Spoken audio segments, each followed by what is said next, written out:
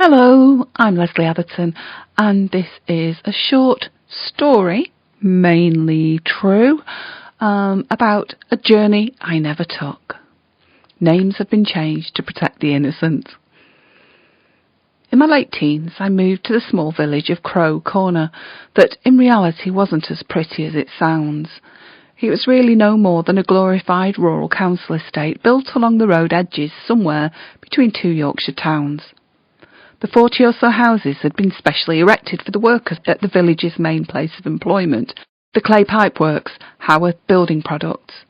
Crow Corner also sported a small shop and a post office, and a pub called the Sweet Flowers, named after a locally derived folk song.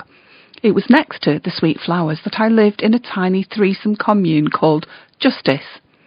My co-livers were Steph, a woman of about 60, and her partner Diane, who was about 40-something. They had met at Greenham Common as protesters and had taken me in because I was desperate to learn about a life lived in protest. My room in the house was freezing, with window panes that rattled musically each time one of the factory trucks came past. This was something they did all day, every day, a process that began at 6:30. I wore hat, scarf and gloves to bed, and my only luxury was my duvet. The place wasn't squalid, but the power and utilities were severely limited. We relied on terribly inefficient wind power for our little bits of electricity, on the couch grass-infected land for most of our food, and on a wood-burning stove for the pleasure of our once weekly bath.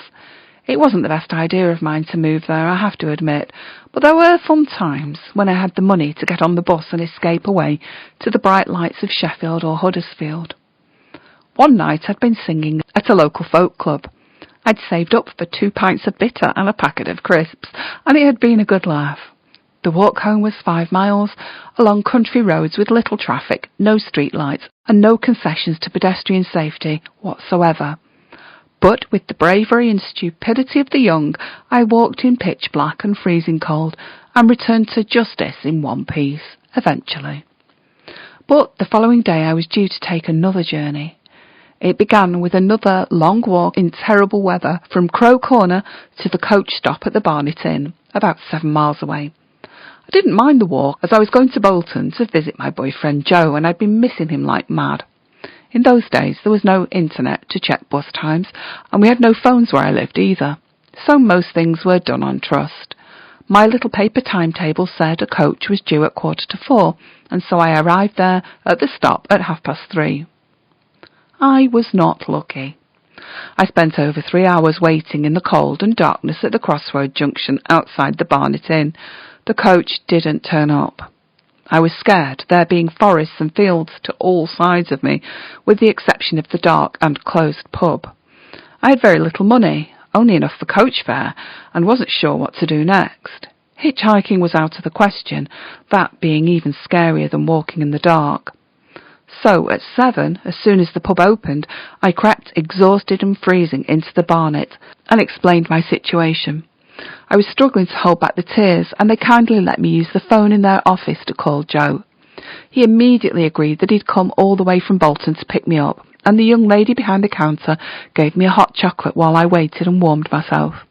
I sat patiently, relieved and half-heartedly reading one of the books from the pub's decorative bookshelf. When Joe arrived, he said he'd rung the coach company before setting off to me.